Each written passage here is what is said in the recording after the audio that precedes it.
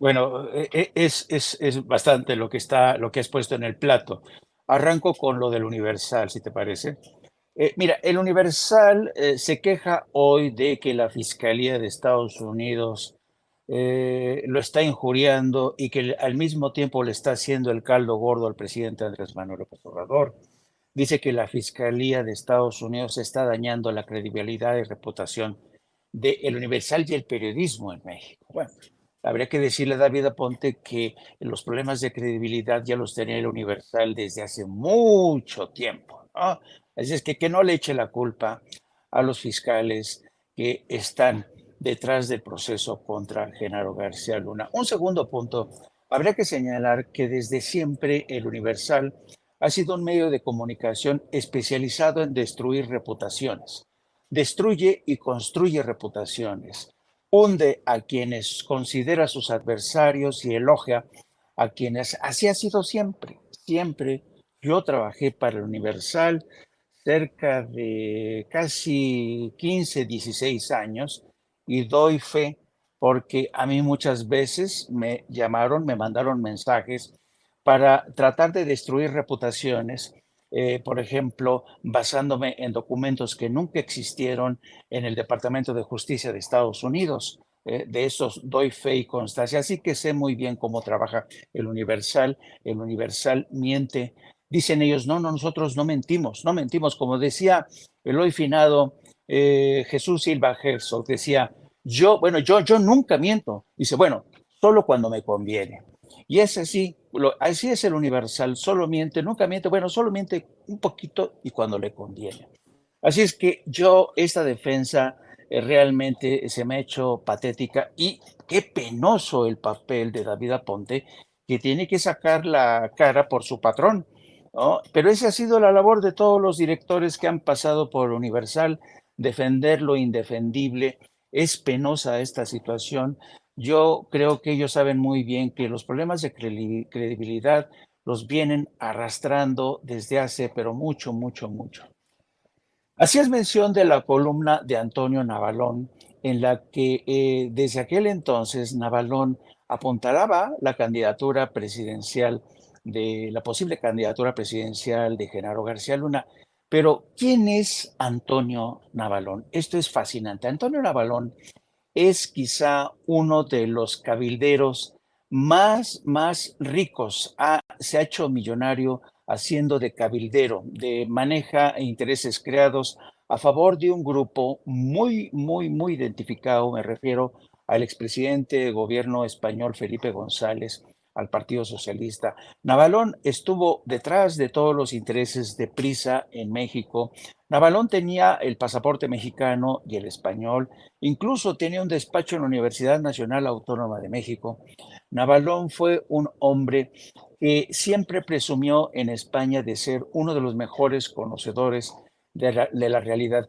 Navalón siempre tuvo contacto con miembros del poder político, judicial, se movía como un pez en el agua y por eso era considerado como uno de los mejores cabilderos para todo aquel empresario que estuviera interesado en entrar en contacto con políticos mexicanos para no pagar exenciones, para no pagar impuestos. Trabajaba muy bien el tema de las exenciones fiscales, no solamente en México, sino en España. Hubo un caso muy sonado en España de Mario Conde, que fue el dueño de uno de los bancos más importantes, que le permitió ahorrar casi 600 millones de euros en impuestos. Así que Navalón era un hombre que se codeaba con la clase política y yo creo que Antonio Navalón junto con el grupo de Felipe González y todos ellos consideraron que la posible candidatura de Genaro García Luna iba a beneficiarles. Me refiero al grupo Prisa, a todo el grupo que estaba, que gravitaba en torno en los alrededores de Felipe González. No hay que olvidar también que Felipe González era un hombre muy próximo a Carlos Slim, el multimillonario mexicano.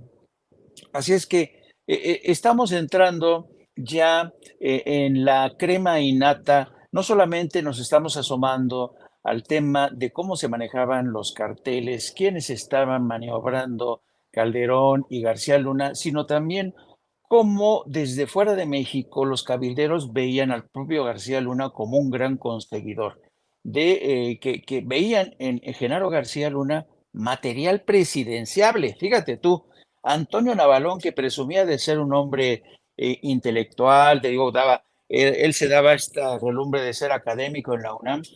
¿Cómo es posible que Antonio Navalón le haya visto un lustre académico, un lustre de inteligencia superdotada a García Luna, alias el tartamudo? A mí, francamente, esto no me checa y como dicen, cuando no suena lógico, suena metálico. Se ve que quizá García Luna sí va a conseguir en su gran conseguidor en el caso de que prosperaran sus aspiraciones a la presidencia. Eso te habla del craso oportunismo de los españoles que siempre, siempre apostaban por el caballo que les redituaría mayores ganancias. Así es que la historia de España, los vínculos con el señor Navalón, del grupo Prisa, pues hablan de toda una alianza que se forjó. No hay que olvidar desde la presidencia de Vicente Fox. Fueron los españoles los que más cautivaron, los que más prodigaron, los que más cortejaron a Vicente Fox, un hombre que por cierto también tenía preferidos en el mundo de la droga. Yo alguna vez le pregunté a Gay Kerlikowski, el zar de los antinarcóticos de Estados Unidos, le pregunté si acaso tenía él la impresión de que Vicente Fox favorecía a un cartel y él me dijo, sí, tenemos la impresión de que Fox beneficia a un cartel de la droga. No me quiso decir a qué cartel, pero yo sospecho que era el cartel de Sinaloa. Sigue escribiendo Navalón, ¿no? Creo que tiene una columna en El Financiero, según lo que veo.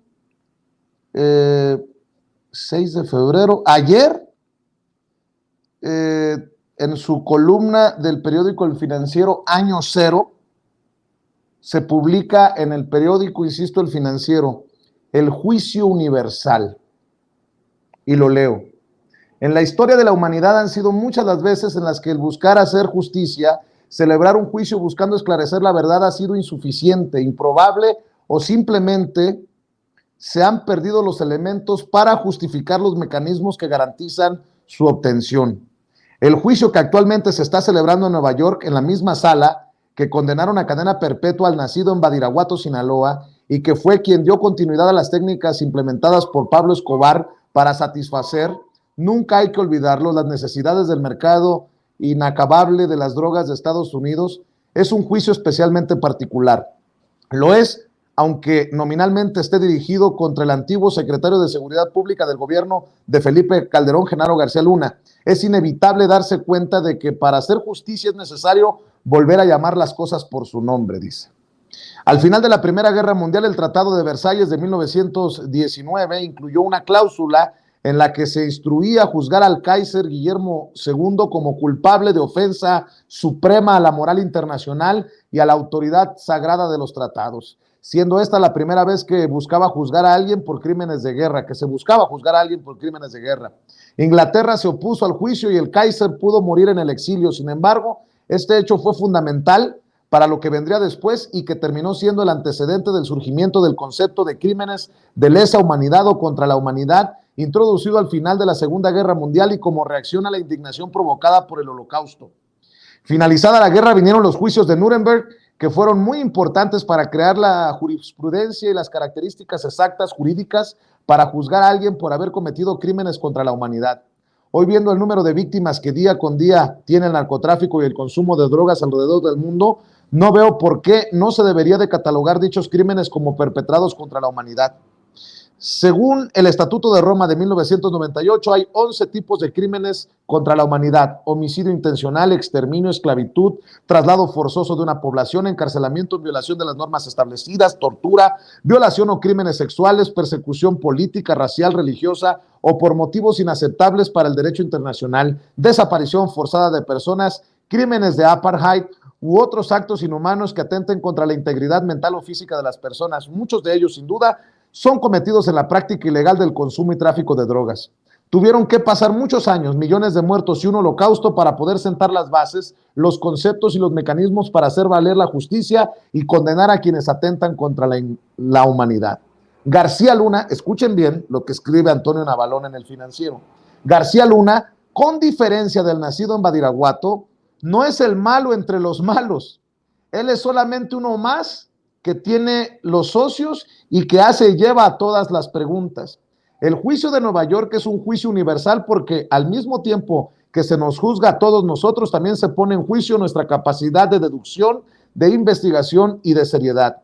Lo que está sucediendo en la Gran Manzana es la puesta en prueba y la constancia de la capacidad de dos países, México y Estados Unidos, en la lucha contra el narcotráfico, contra la corrupción y contra el enriquecimiento ilícito. Junto con el exsecretario García Luna, también se está poniendo en juicio la política de inteligencia y de combate contra los temas mencionados de los estadounidenses. También está sentado y puesto en prueba el Estado mexicano y todo el tiempo que nos la pasamos dándole vueltas al tema y evitando hacerle frente a un tema que lleva siendo el cáncer de nuestra sociedad por más de 2 sexenios. Pero no solo eso, sino que también ha sido una de las principales cuestiones que siempre salen a flote cuando nos sentamos con quién es el primer consumidor y mercado del consumo de drogas. En este caso, si el juicio de García Luna también permitiera enjuiciar a Calderón, sería perfecto para el régimen actual para ya poder morir en paz frente al supuesto robo electoral de 2006. Pero eso es claramente insuficiente para sus hijos o para los hijos, ya que al final del día este juicio y sus consecuencias solo tendrán sentido si provoca que dos países tan importantes y entrelazados como lo son Estados Unidos y México cambian no solamente su mecanismo de lucha contra las drogas, sino esta hipocresía suprema en la que estamos viviendo. Pues yo pregunto si esto no, y sigue, es una larga columna, si esto no es una defensa de García Luna, pues no lo sé qué es. Es malo, pero no tan malo como el de Badiraguato, dice Antonio Navalón, que